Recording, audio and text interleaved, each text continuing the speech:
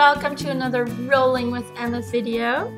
So today I wanted to talk about spiritual contracts versus free will. Okay, so everyone interested in the spiritual will keep hearing talks about spiritual contracts or soul plans that are made before we are born. But then how does the law of attraction and manifestation come into play? How can we have free will to create and attract events or experiences and manifestations if everything is already predestined? I know it all kind of sounds very illogical and contradictory, but my spiritual team and I will try and explain it to you as good as we can. So here we go. Okay, first of all, let's explain what these soul contracts are. Okay, so a soul contract is really like a list of intentions. It really is a list of desired experiences that you wish to experience during your incarnation, and that will help you with your soul's expansion.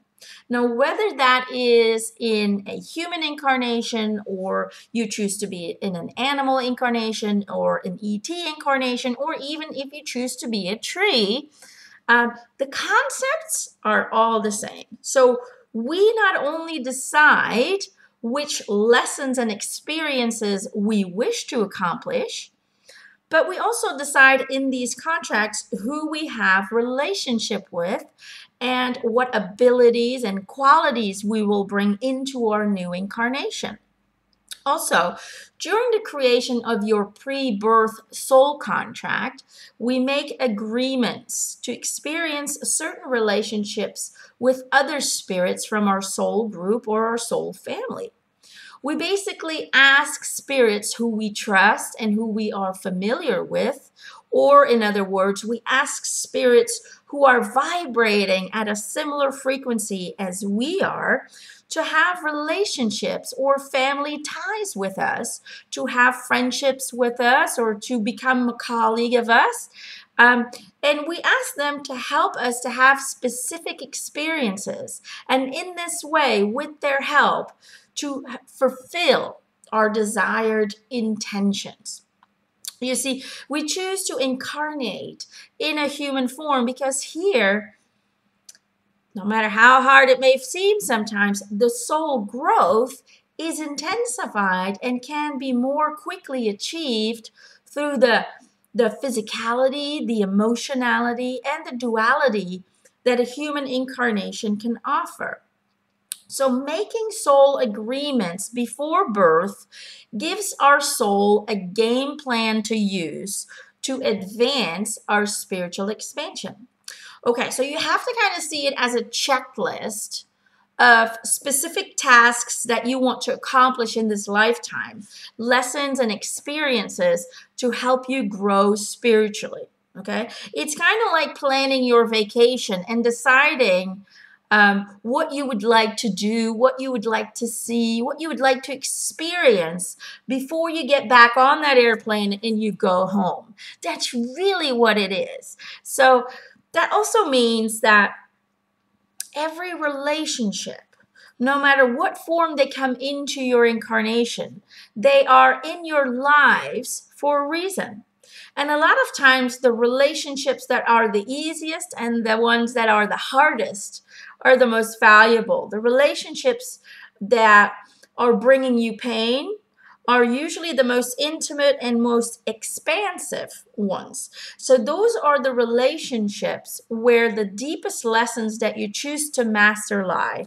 And they push your buttons with intention, just as you requested before your birth. And I know not a lot of people want to hear this, but that is the truth. We choose to get annoyed by people.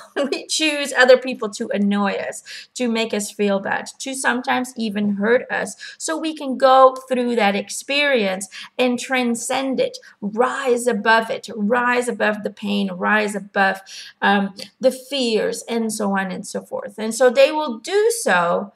These spirits choose to help you with that because these spirits love you so much. Okay? I know it's very hard to understand it from a human kind of a human construct or a human perspective, but it is from a spiritual perspective. It is very true that the people sometimes who hurt us the most are the people who love us the most in spirit, because they chose a very difficult relationship with you that not only affects you, but also affects them in some way or form. That is the reality. Whether you want to accept that or not, that is a choice that you've made as well, or it is something that you've attracted through free will. We'll talk about free will in just a minute. So really, these hard relationships push your buttons with intention because you requested it and because they love you so much. They have agreed to do that for you, to help you with that experience. So life lessons of self-love, self-respect, finding your inner power, self-worth, life lessons of acceptance and unconditional love, compassion and forgiveness, and so many more lie within these struggles. So take inventory of the feelings, the insecurities that feel inside of you when dealing with these challenging people, and choose to learn the lesson that you need from them, and then move beyond the pain and the struggles and transcend that lesson so you don't have to learn it again. Okay, so how does free will or free choice come into play? Well, not every second of every day is detailed in our soul contract. And even if it is part of our contract, we still have free will to change it because we came up with the idea in the first place. We are the creators of our journey. So that means that you can also adjust it. You can adjust your contract. You can change it with your free will. Now, another tricky part of life is that most of us choose intentionally not to remember our plans, not to remember our intentions for this incarnation, because the unknowing and surprise effect of life really intensifies the adventures and magnifies the growth potential within these life lessons. Also, how you choose to experience your encounter events, your experiences and your adventures really is free will. How you choose to respond to other people's words, other people's actions or feelings is free will. Whether or not you choose to follow your own intuition, which really is your internal GPS system. It is your higher self's tool to guide you, okay? Really, all of that is completely up to you. It is a completely free will, whether or not you choose to follow your path that you pre-designed for yourself. And so you and you alone are in complete control of your own thoughts, your feelings, and your actions. You will receive guidance from your spiritual team through positive thoughts and positive feelings, but really you are in control of what you do with them and how you choose to use them and experience them. So, know and understand that we also live in a universe that operates with a universal law that we just cannot tiptoe around. We operate with the law of attraction. So whatever you choose to think, say, feel, or do, whatever energies you choose to send out on a daily basis will determine what you attract in your future, what you will manifest and create in your next day to come. So what you send out will always in some way or form come back to you. Every thought and every feeling is a very powerful unit of mental energy. So you need to become very aware of your own thoughts and feelings. You need to become very aware of what you're sending out. So then you can guide the correct energy into that universe and attract exactly what you want to experience. So my advice is, of course, choose love. Always choose acceptance and joy and feeling abundant, even if you are not experiencing that at this moment in your journey. And try to stay in that positive vibration, in that positive frequency, because then you will attract more of that positivity into your future. If you choose to only focus and send out negativity, then that is exactly what you will get more of. There is no going around that. So you're not experiencing negativity because God or the universe doesn't love you. Because these energy sources, you know, to them, you are just choosing an experience. There is no right or wrong. There is no bad or good. There just is. And everything is valuable, even if it sucks from a human perspective. You know, I always say a bad day for the ego is a great day for your soul. You're going, oh my God, I wish all this shit would stop. And your soul is going up there going, oh my God, look at all that expansion we're doing. So again, it all depends on your perspective. And it depends on the perspective of the person who's experiencing it. And so this incarnation really is a mental creation of your very powerful mind and your very powerful heart. It is a virtual reality created by your own consciousness. And if you want to learn more about this virtual reality we live in, then feel free to go check out my video on the illusion of time and space. Okay, anyway, so where you put your focus in, what you constantly think of, will only attract more of that. So these spiritual contracts and these pre-chosen life experiences, life lessons, if you want to call them that, really are just chosen intentions that you created for your life before you were born. But how you choose to fulfill this contract and how you choose to experience the road along the way is completely free will and personal choice. So let's go into a few questions. I received a ton of questions from you on my Facebook group, Rolling with Emma. If you are not a member, don't be afraid to log in and become a member so you can then send out your questions as well. Now, I got a lot of questions, so I am just going to pick out a few, okay, and try my best to answer them as good as I can. Okay, so let's see here. I have a question from Anna Sanderson. How does a spiritual contract come about? As in, does a spirit decide what they want to learn and when they're ready to do so, or are they expected or asked to come to Earth by a higher power? Okay. Well, again, I think I've covered that a little bit. This is where free will comes into place. Your higher soul, your core being, which is the collective of all of your incarnations, freely and without any obligation chooses its own journeys, its own incarnations, and how and what is desired to be experienced. So God's source does not decide that for you. I have heard these ridiculous stories of souls being recycled, souls being forced against their will to incarnate. Well, in my guide's Eric's words, it's all bullshit, okay? It is not true. False beliefs created from fears and a misunderstanding of how the universe, the cosmos, all that is, God works and operates. So it's all bullshit and it's bad for you is the answer when it comes to those recycled theories, okay? So I hope that helps a bit. So let's see here, which question? Nadia de Jong El Arabi. I wonder how much does past or future life influences our contracts? Well, again, that really depends on the intentions and the choices that your higher self chooses for every individual incarnation.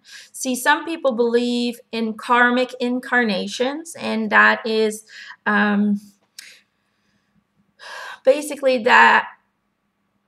What is a karmic incarnation? It basically is that we are forced to learn specific lessons, and that if we do not learn this specific lesson in one life, that same lesson is forced to be learned in the next life, and so on and so forth. And so until that lesson is learned, it will reappear over and over and over again. Now, You can call it karmic incarnation. It is just another label that people have placed upon it for choosing to experience the same lessons when the desired outcome hasn't come out yet. But again, this is a free will choice. Okay, this is you freely deciding that, oh man, I didn't get out of that lesson what I really wanted. You know, I didn't top that. You know, maybe I can experience that same lesson, but in a different way. Okay, you're not obligated or forced to relearn the same lesson over and over again. 99% of times, 99% of all souls choose to master a specific lesson, because from their soul's perspective, it is like, oh, I messed up there, or I missed that experience. I really wanted to experience that and I didn't do it because I wasn't strong enough, or I wasn't this enough. So it really is there's no forcing in anything when it comes to incarnation, when it comes to the universal. There's always free will and free creation. So is there karma? If you believe there is, then yes, there will be. It is part of your belief system. If you don't believe in karma, then there's not going to be any karma. So again, it is a free will choice to master a certain experience or a certain lesson, but it is always free will. It is never forced upon you. Okay? All right.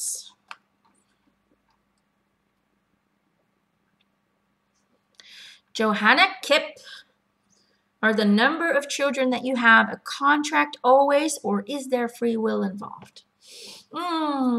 It can be both. Your soul might have intended to have, let's say, 2 children, and you've made contracts with those souls. But as life unfolds, you have the free will to change that into 4 or 5, you know, or into none, or however, you know, however you want to experience your journey, because this is your personal journey that you've created. So you also can change it as you please. Now, let's say, I can hear you thinking already, okay, well, let's say I made a contract with these 2 spirits to come in as my children, and as life unfolds, I choose not to have that experience. I choose not to become a mother. What happens to those souls? Well, number one, there's going to be full acceptance and love for your free-willed choice, okay? And what will happen is those children will then choose another life or another family to be born into. That maybe this is a family who only designed 2 children but ended up having 4 children, for example. They will find a way to have their experience, and there's never any resentment or in any way or form, only love and appreciation and respect for your free will choice. Okay? Hope that makes things a little bit clearer. Okay, Rhonda Kirkland Metcalf, how do we know when we're getting close to completing our contract? Well, it will come in a sensation, a feeling of completion, like you no longer feel pulled to add anything more to your current experience. You are okay. You are balanced. You no longer feel the urge to accomplish or achieve anything else. Or you can experience it simply as death.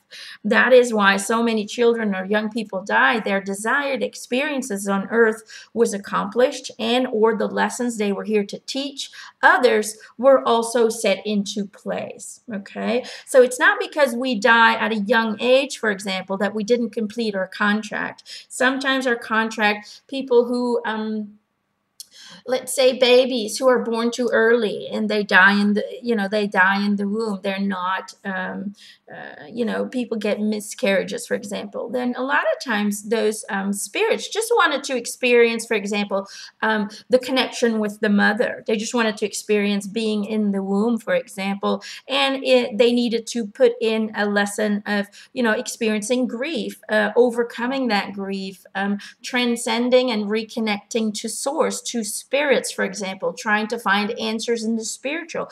Those are all valuable life lessons that the parents then learn, and that the family and so on, and the doctors and everybody kind of gets offered to. So there's beautiful lessons to be found in anything, no matter how heart-wrenching it can be. Or let's say a young child gets born with cancer and dies at the early age of, let's say, 4, and spends his whole life in a hospital being sick. Some people will see that as tragic, but that child was here to plant hope, because you'll notice that those children usually are much more happier than a lot of other children out there. They are positive, they are strong, they have endurance, they have stamina, they are so inspiring to the doctors and the nurses and the family members. They really teach people how to live in the moment, how to completely embrace every second that you're spending together, how to find unconditional love, how to find inner strength, how to how to deal with grief, with the sadness, and so on and so forth. Many beautiful lessons to be learned in there, even though it's, from a human perspective, a very hard thing to do. Okay. Michelle Root, do you agree to get murdered? The answer is yes. Now, I know this is a hard one to swallow, but murder victims know before birth that they will be a victim. This is a choice made by a soul for many different reasons. It can be a life lesson for the family to experience and overcome grief, to be pushed into spiritual reconnection and spirituality. It can also be part of the desired experience of the murderer. Or it can be even a part of a collective awareness and healing. If you see things like Maddie McCann, it's part of bringing attention to, child abuse, child molestation, and so on and so forth. It really is. It can be different things, but overall, most people have it part of their contract, even though, it's a hard thing to swallow from a human perspective.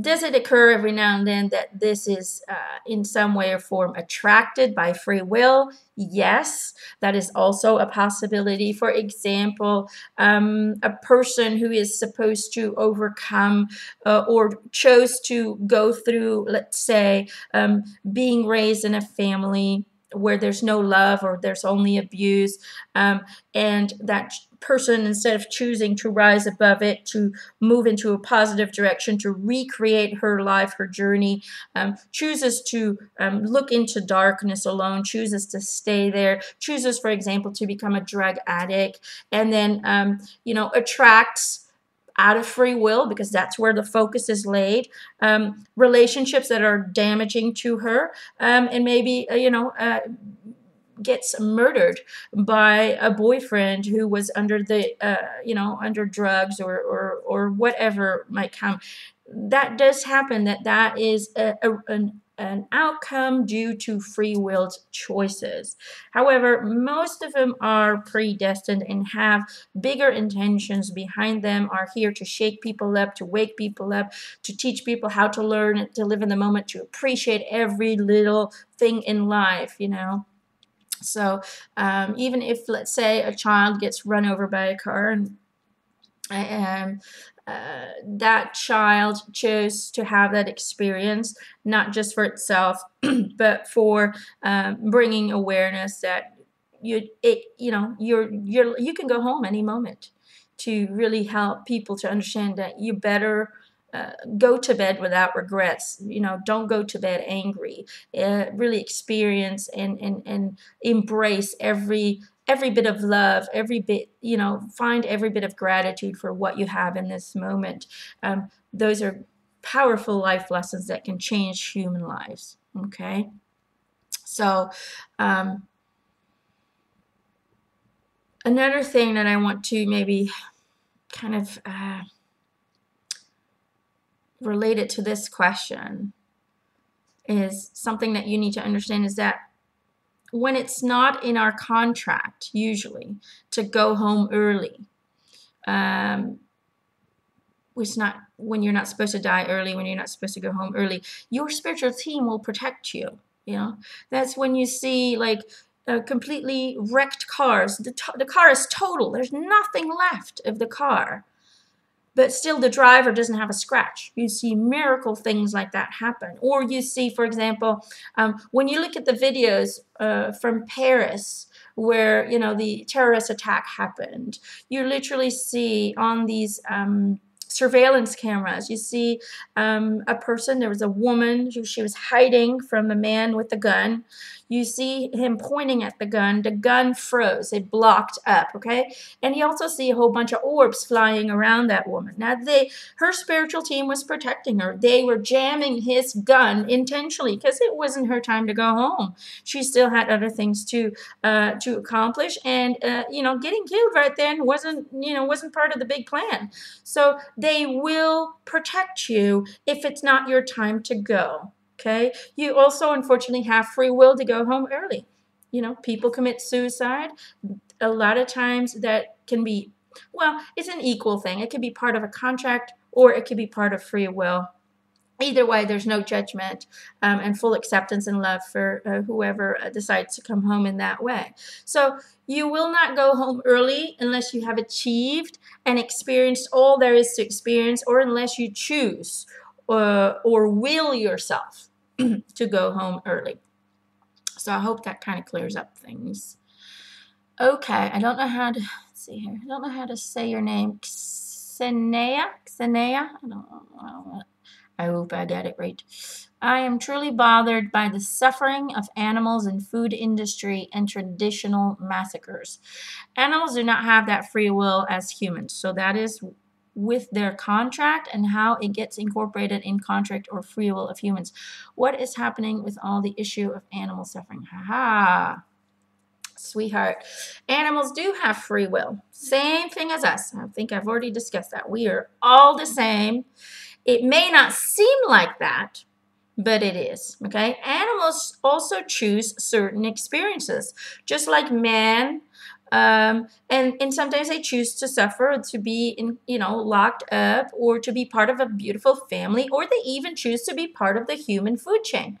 It is a choice, just like any other choice. But as humans live in an illusion of duality and choose to see things as only good or bad, we then experience both as we have created them ourselves as a collective. So in heaven, like I said, there's no good or bad. There's no evil, even evil or good. There is only experience, and all experiences are valuable and part of the universal expansion of source. Now, does that mean that we just have to accept and let the abuse continue?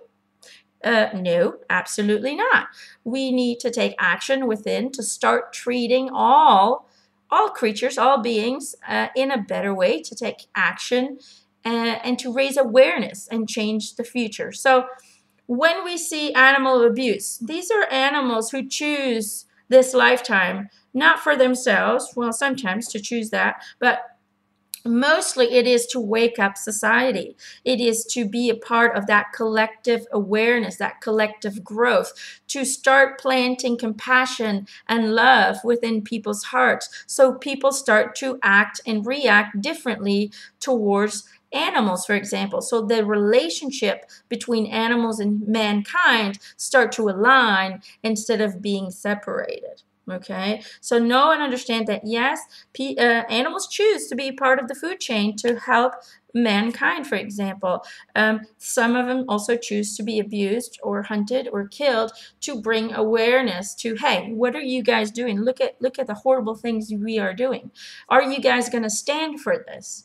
Are you guys going to support this? These are really powerful life lessons for the collective to start making changes within and start choosing to protect instead of to destroy. Okay, I hope that makes a little bit of sense. Okay, let's see here. Jennifer Davis Fox, what if when you agree to a contract, you decide you want to live past what you agreed to? What if the experiences you have change something inside of you? Well, like I said before, your contract was fully created by you, so that means that you also have the right to change it and change your desired experiences and intentions. Now, you would say, well, that's easy. Yeah, the problem is that when people try to do this, they don't fully 100% believe that they have that ability. They try to convince themselves of that, but only on an intellectual level, not with his or her complete and whole beingness. Their emotional, intellectual, spiritual, and physical body need to be fully aligned with this understanding. So, can it be done? Absolutely, but you would have to find alignment within the entire beingness of you, and you have to have 100% full conviction that this is within your power. And from a human perspective, that can be very challenging to actually have all parts of you, intellectual, spiritual, physical, emotional, and so on, all sending out the same energy at the same time. So it is possible, but you need to be very secure and balanced within yourself in order to do that, okay?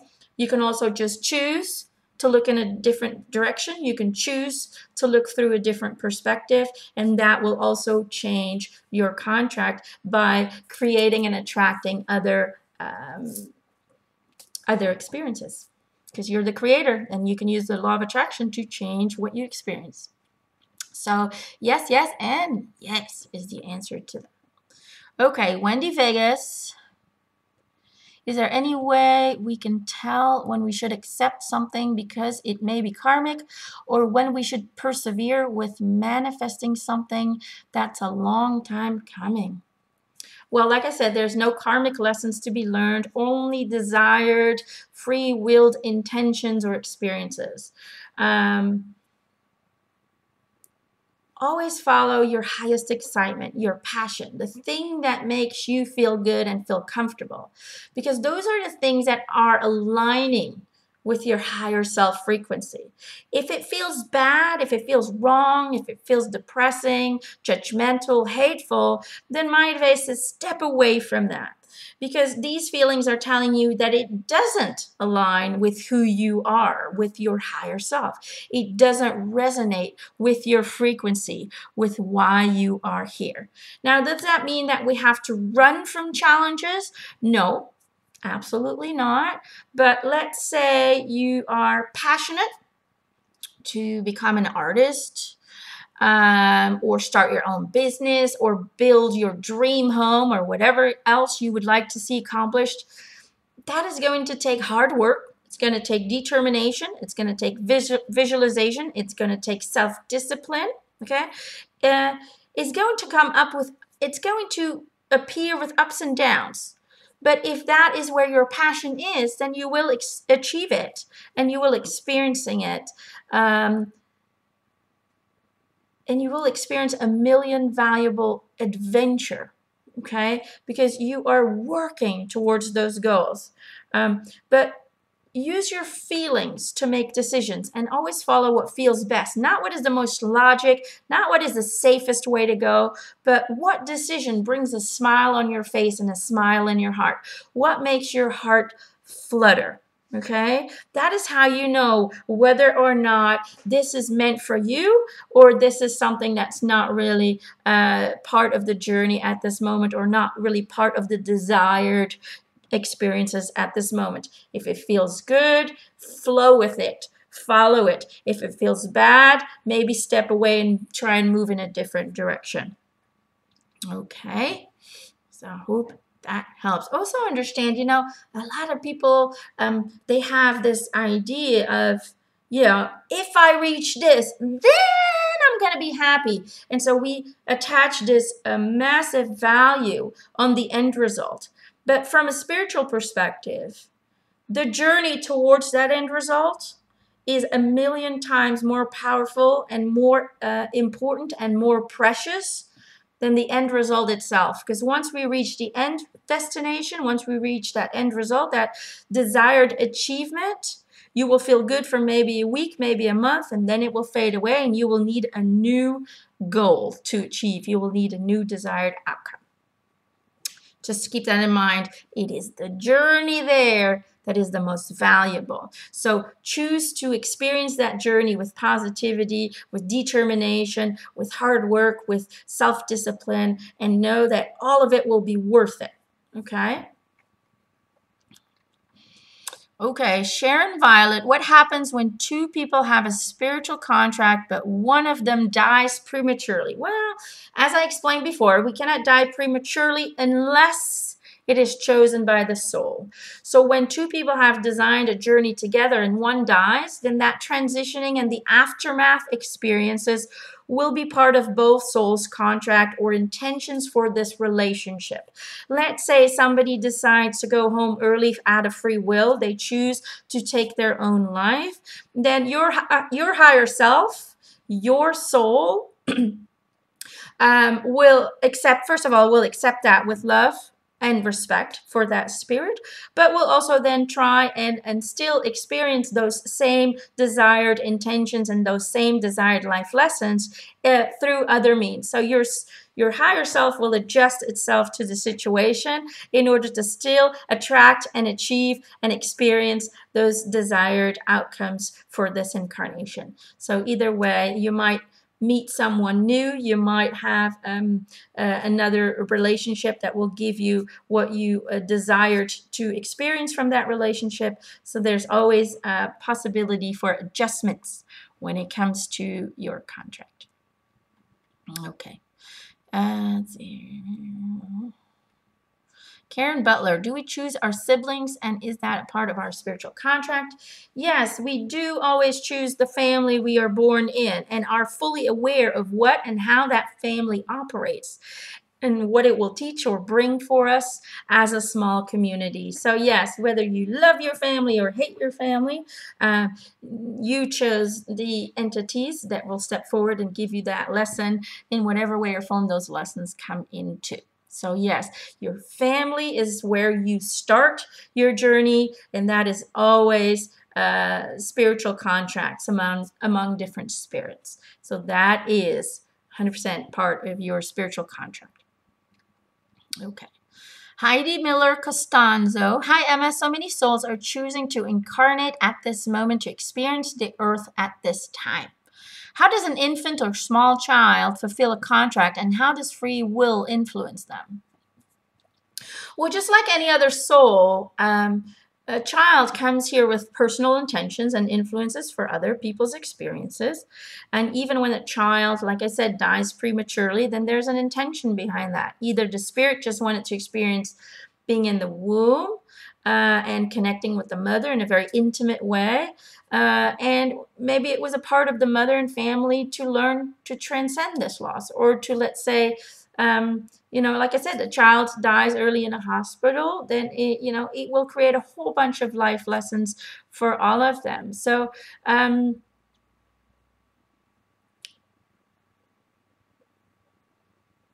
think another thing that just popped into my head was that a lot of people think, well, children don't really have free will. They don't have a choice. They come into this journey and they're kind of, they're at the free will of the family. The family decides what happens to them. Are they loved? Are they not loved? Are they cherished? Are they abused? Yeah, but the child knows what family it's being born into. It knows the status of that family. It knows the people who will become their mother and father, and what their life lessons are, or what their desired life lessons are in this journey. So it really knows and understands what it's getting himself into by choosing the family. So there is free will there, although it doesn't always sound or feel that way. Children do have a choice in this, and they also have a choice on how they choose to experience, for example, a positive family or a negative family. They choose how to handle those emotions, even though we always from a human perspective, think, well, babies and little children, they don't know anything. They have no life experience. I can guarantee you that they are 100% connected to source energy, to their spiritual team, a lot more than adults are. So they have more guidance and more protection from a spiritual perspective than adults do, because adults tend to build up restrictions and all kinds of lower vibrational energies to kind of separate ourselves from that guidance. Children always communicate to source, communicate to their souls. That's why some children talk about imaginary friends. Those are their spiritual team who is just guiding them and talking to them and communicating until, of course, an adult crushes that dream and says, there's no imaginary friend. You need to stop that. Stop talking about that. It's not there. It's not real. And then what you do is basically disconnect the child, if it chooses to do so, of course, because again, free will is in place. But a lot of times that does happen, unfortunately. So my advice is, if they see imaginary friends, support it. Ask them who they are. Ask them advice. Communicate through your child to the spirit. It's wonderful. Okay, Katie Koppler, do we move into alignment with our life contract when we simply surrender to where life desires to take us? And when do we still need to act based on our free will when we are in this place of surrender, since we don't want to be acting like zombies, but instead still desire to feel a full expression of self even after surrendering? Okay, well, when we just follow our own flow, our own current, then we will always be guided in the direction of experiences that we design for ourselves. But that also means that every now and then there will be challenging things as well, as that is part of your plan, okay? We don't come here to just be blissful. You can stay home if you just want to do that. We come here to have challenges, to have adventures, to have ups and downs. That's why we come down here. Now, surrendering doesn't mean that we just sit on our asses waiting for something to happen. Surrendering is not throwing in the towel and giving up. Surrendering really means that we just follow our own hearts, our own flow, that when, for example, unexpected challenges happen, that we can approach them with an attitude of, okay, this is not fun. Do not enjoy this, but there's a lesson here, okay? There is an experience here to be had, so let's stay calm and process things in a calm and positive way, okay? Let's take a look at the problem, because there's an answer to every problem. That is surrendering. That is acceptance, okay? It's about trusting that all happens with reason and intention, and that all will be sent to you for your expansion and growth. So surrendering is giving up the need to control everything and replacing it with a knowing that as long as you follow your highest excitement and passion, as long as you follow your internal GPS system, your intuition, it will all lead to your desired experiencing. That is what surrendering is. Okay, it's giving up the control of trying to have every outcome be exactly as you want it to be, but just to say, hey, I don't like it, but it's here. I'm accepting it. There's growth to be learned here. There's growth to be experienced here. And I will now look at it from a more neutral perspective, so I can then find the solution to the question.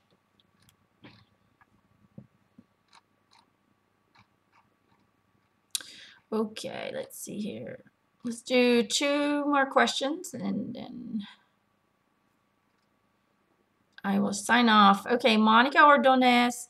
Hi, Emma. This is a very interesting topic. My question is, if we are here to accept our life lessons rather than reject them, at what point in time are we supposed to let go of our survival instincts? For instance, how or when should we accept and surrender to a physical or mental illness, or are supposed to always fight it to get well? Okay, well, what I can get out of your question is that you don't fully comprehend the meaning of acceptance. Acceptance doesn't mean that we just say, fine, it is the way that it is, and I give up. I've already talked about that in surrendering. You're not throwing in the towel. Acceptance means that you're acceptant that this experience, whether it feels good or bad, is just an experience. It is just an experience, people. It doesn't define who you are. None of these experiences that you have define who you are. Only you can choose who you are, okay? And who you are is your higher self, is an all-loving, all-knowing, it's an eternal light being that just wants to have experiences. That is who you are. But the experiences do not determine who you choose to be or who you are. So in life, it's all about following your intuitive guiding system, like I said. So if you feel strong that you need to continue to fight, then you follow that feeling. If you feel very strongly that you just need to surrender the control of trying to create a specific outcome and just find love and acceptance for your current situation, then you follow that. Does surrendering then mean that you're giving up? No. Does it mean that you've stopped fighting this disease? No, absolutely not. It means that you are in a state of allowing the universe to send to you what will be most and more beneficial to you at this moment. So surrendering is all about doing everything you can, but releasing the outcome over to God's source. It's about releasing your attachment to whatever struggles, obstacles, or challenges you're experiencing on your ascension path, and then opening up doors, opening up possibilities to actually attract and experience more positive things into that journey, okay? Because the moment we stop to control things, the moment we release and just go with the flow and just follow our heart, our positivity, the moment things happen, like the pain will subside, or a new medicine will be discovered, and so on and so forth. So there's always, there's purpose and intention to everything, but how you choose to experience that suffering is up to you. You can choose to only focus on that and experience your lifetime being in pain, or you can choose to say, it sucks, I hate it, I am in pain, but I'm going to choose to only see the positive. I'm going to go outside if I can and sniff the air, watch the clouds go by. I'm going to spend time with family that I love. I'm going to watch movies and videos and listen to music that is upbeat, that is healing. It's about how you choose to see things, okay? Okay. Last question. Chrissy Humphrey. My mother is mentally ill. I have a spiritual contract with her. I use my free will to limit my time spent with her, but I feel guilty. I want to know about spiritual contracts with difficult people. Thank you. Well, like I said, all relationships, the good, the bad, and the ugly, are here for your personal growth and for your personal expansion. So when we choose to incarnate, we know that the relationships we encounter are the most important part of our journey. Why? Because relationships offer contrast. And from that contrast, you define yourself. You decide who you want to be in that lifetime, because they will show you aspects of yourself that you love, but they will also show you aspects of yourself that you don't love. When it comes to toxic relationships, they are usually here to teach you about self-respect, self-love, to unconditional love. For example, you could take your distance from energy vampires, from toxic relationships, but still keep love in your heart because they are still your family, okay?